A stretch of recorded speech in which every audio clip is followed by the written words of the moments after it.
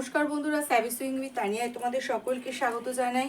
আজকে নিয়ে চলে এসেছি আমি আরেকটি কামিজের কাটিং নিয়ে। তো এটা হবে সম্পূর্ণ বোটনেক কামিজ এবং সামনের গলায় একটা ডিজাইন হবে এবং হাতা হবে এবং হাতাতে কুচিও হবে। তো চলো প্রথমে আমরা দেখে নেব এখানে কাপড়টাকে আগে আমি কাটিং করব। তো কাপড় কাটিংয়ের জন্য দেখো এখানে আমি প্রথম এই যে এই কাপড়টা রয়েছে এইভাবে রয়েছে, এটা লম্বায়, আর এই দিক থেকে এই কাপড়টি রয়েছে আরে। তো ডিজাইনটা যেহেতু আমার পাতাগুলো এদিকেও উঠছে, তো অবশ্যই কিন্তু চেষ্টা করবে কাপড়টাকে এইভাবে ভাঁজ করার, এইভাবে লম্বার দিক থেকে। এটা হচ্ছে আমার বহরের দিক, এটা হচ্ছে আমার লম্বার দিক।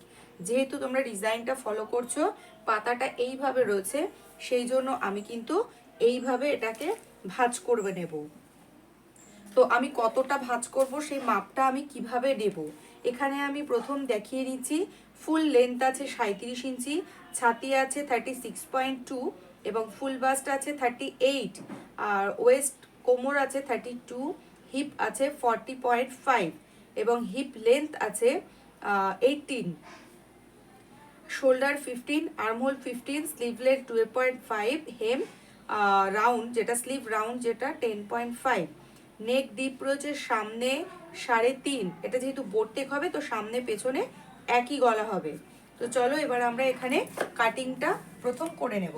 এখানে যেভাবে কাপড়টা আমার আছে সবার প্রথম ঠিক আমার হিপে কত আছে 40.5, তো 40-র সঙ্গে প্লাস যদি 4 করি আমরা তাহলে হবে 44 এবং তার সঙ্গে আমরা আরও যদি 4 করি তাহলে হবে 48।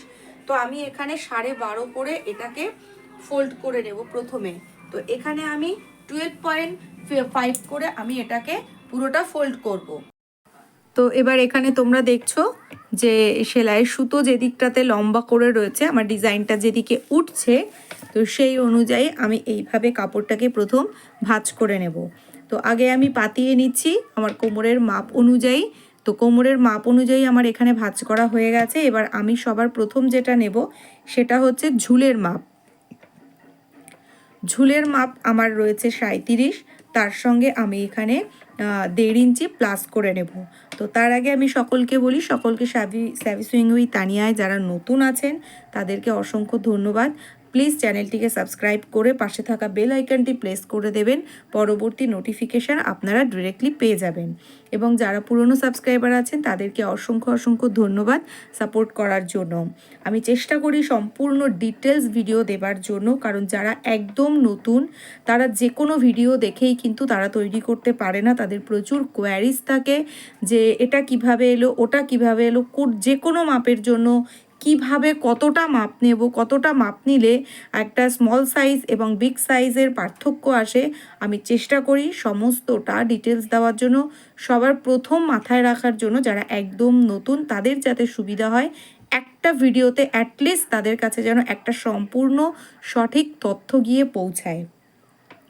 তো দেখো এবার সম্পূর্ণ ভিডিওটি দেখো, দেখলে তোমরা আশা করা যায় এখানে বোটনেক কুর্তির যে মেজারমেন্ট রয়েছে সেটা সম্পর্কে সম্পূর্ণ ধারণা পূর্ণ হবে। এবার আমি এখানে নিয়ে নিয়েছি, যেহেতু এটা বোটনেক হবে ছোট গলা, 4 ইঞ্চির থেকে ছোট গলা যখন হয় তখন কিন্তু আমাদের শোল্ডার যা থাকে সেটাকে হাফ করে নিতে হয়। এটা কিন্তু কলারের সূত্র নয়, কলার ড্রেসের সূত্র আলাদা। আমার ভিডিওতে দেখে নেবে, কলারের ভিডিও কিন্তু দেয়া আছে। তো এখানে আমার রয়েছে এটা বোটনেক গলার, পিছনের গলা রয়েছে আমার 4 ইঞ্চি, সামনের গলা রয়েছে আমার 3.5 ইঞ্চি এবং তার সামনে একটা ডিজাইন আছে।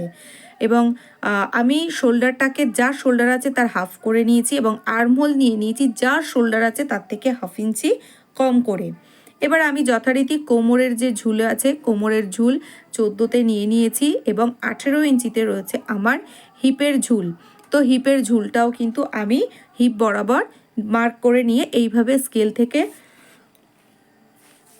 পুরোপুরি করে সোজা মার্কিং করে নিচ্ছি। তো অবশ্যই কিন্তু ফিতেটা সবসময় জোড়া দিক এবং খোলা দিক দুপাশ থেকেই টেনে সোজাভাবে নিতে হবে।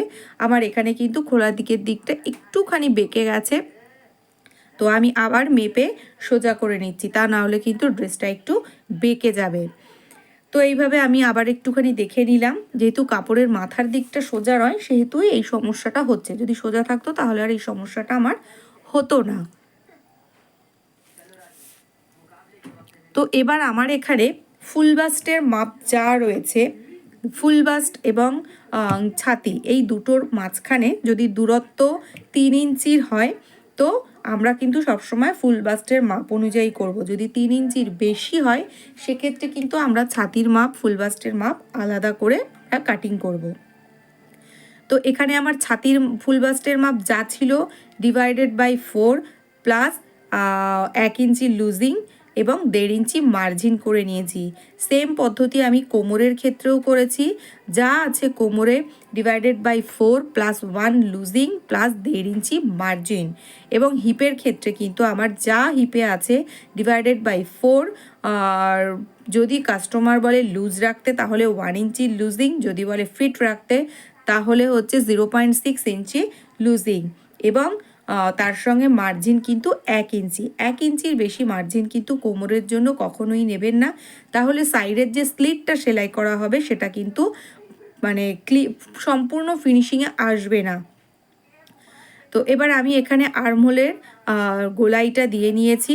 গোলাইটা দেওয়ার পরে আমি একটুখানি মেপে দেখলাম। তো মেপে দেখলাম আমি মাপে সামান্য একটু বেশি হচ্ছে, সেই জন্য আমি 2 সুত মতন আবার উপরে উঠিয়ে দিলাম। তো এইভাবে আমি একটা শেপ স্কেল নিয়ে নিয়েছি। হ্যাঁ, ঠিকই দেখছেন, এটা একটি লেগ কাট স্কেল। যেটা বডি শেপের স্কেল, সেই স্কেলটা আমার কাছে এই মুহূর্তে নেই। তো লেগ কার্ভের এই যে মাথার দিকটা রয়েছে এটাকে একটু ঘুরিয়ে মার্কিং করলে কিন্তু সেম আর্ম কার্ভের মতনই আসবে। এবার আমার এইভাবে শেপ দেওয়াটা হয়ে গেছে। আমি এবার যেটা নেব সেটা হচ্ছে বাটামের মাপটা নেব। তো বাটামের মাপটা কি করে আমরা নেব সেটা হচ্ছে আমার হিপের চওড়া যা আছে, তো আমি এখানে তার সঙ্গে একদম পুরো স্ট্রেট লেভেল করে নেব। যেহেতু আজকাল সবাই স্ট্রেট কাটটা পছন্দ করে, এখন ট্রেন্ডিংয়ে আছে স্ট্রেট কাট, সেই জন্য কিন্তু আমার হিপে যা আছে সেই বরাবর আমি কিন্তু একদম পুরো সোজা নেব। আগের দিনে যেরকম হতো বাটামের দিকটা একটুখানি ঘের সবাই পছন্দ করতো যে কোনো কামিজে, সে কিন্তু এখন বর্তমানে কিন্তু অনেক কাস্টমারেরই ডিমান্ড থাকে যে সামনের দিকটা যেন একদম হাঁটু বরাবর স্ট্রেট আসে। তো সেক্ষেত্রে কিন্তু আমাদের বাটামে যা আছে তার থেকেও কিন্তু কমিয়ে দিতে, বাটামের মাপটা কিন্তু হিপের থেকেও কমিয়ে দিই। তো এবার আমি কেটে নিচ্ছি সম্পূর্ণ সামনের যে আপার যে পার্টটা রয়েছে এই পার্টটা আমি পুরোটা যে অনুযায়ী আমি মার্কিং করেছিলাম সেম অনুযায়ী আমি এইভাবে কেটে নিচ্ছি। এটা কিন্তু আমার শুধু একটা অংশ।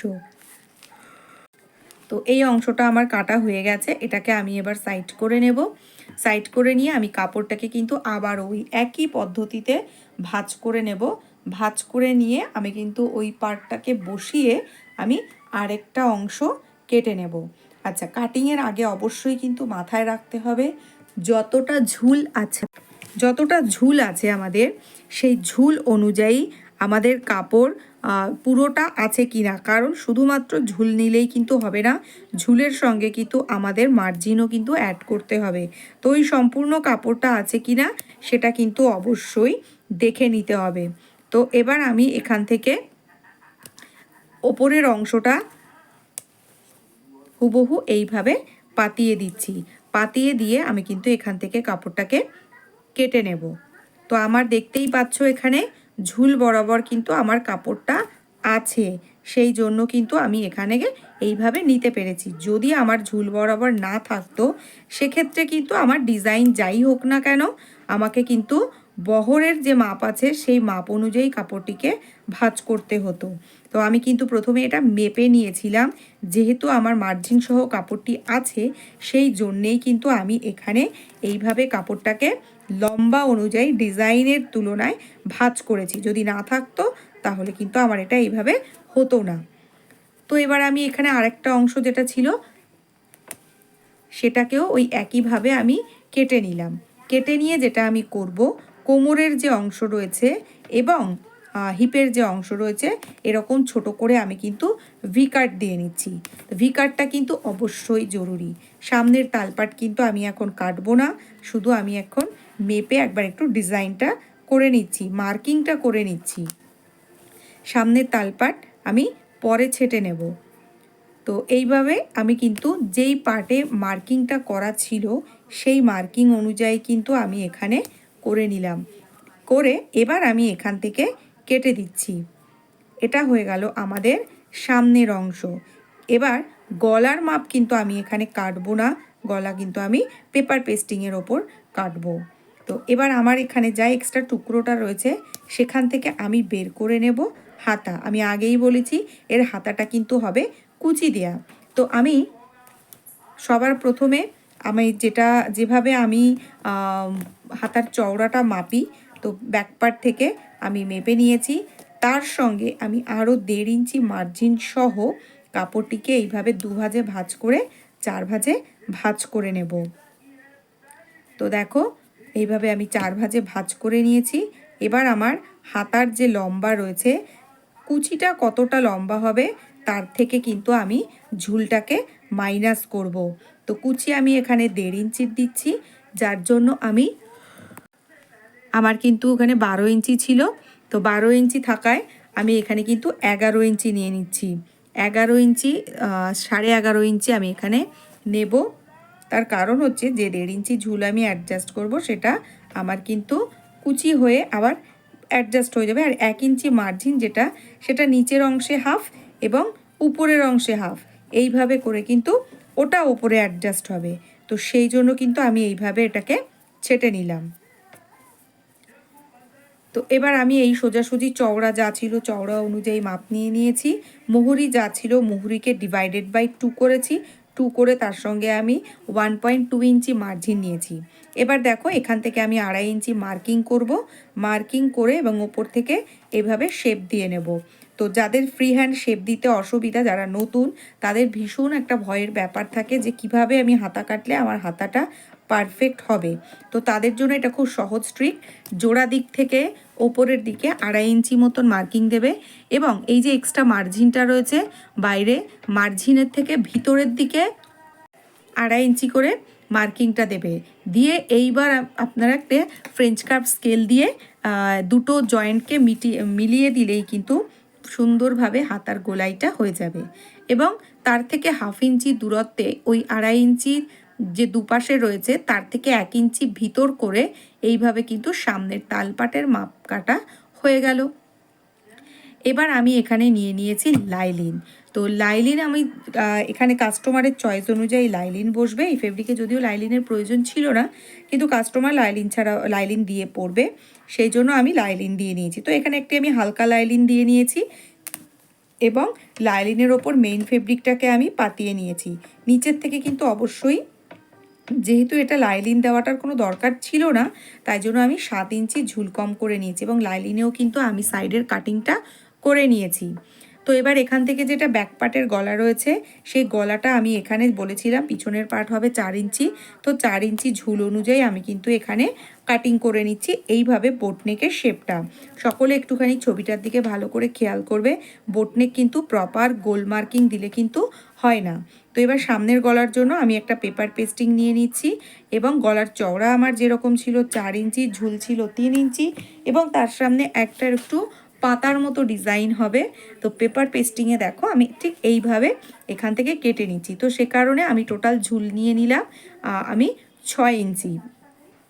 তার উপর আমি এই ডিজাইনটা করব। তো ভিডিওটি সম্পূর্ণ দেখার পর যদি তোমাদের ভালো লেগে থাকে তাহলে অবশ্যই কিন্তু চ্যানেলটিকে সাবস্ক্রাইব করতে ভুলো না এবং ভিডিওটি ভালো লাগলে কিন্তু লাইক কমেন্ট করে জানাতে ভুলো না। তোমাদের একটা লাইক আর কমেন্টে কিন্তু আমাদের অনেক মোটিভেশন হয়। তো please do like and comment, and যদি খুব ভালো লেগে থাকে বন্ধুদের মধ্যে কিন্তু অবশ্যই শেয়ার করে দিও, যাতে তারাও এই ভিডিওটা দেখে কিছু শিখতে পারে। তো এইভাবে আমার এখানে পেপার পেস্টিংটাও কাটিং করা হয়ে যাচ্ছে। পরবর্তী স্টিচিং ভিডিওটা আমি খুব তাড়াতাড়ি দিয়ে দেব। তার জন্য নোটিফিকেশান পেতে কিন্তু তোমাদের সাবস্ক্রাইবের পাশে বেল আইকনটি অবশ্যই প্রেস করে দিতে হবে। তো দেখা হবে আবার পরবর্তী ভিডিওতে। আবারও বলছি, ভিডিও থেকে যদি তোমরা কিছু শিখে থাকো অবশ্যই কমেন্ট করে জানিও, আমার ভালো লাগবে। টাটা, সবাই ভালো থেকো।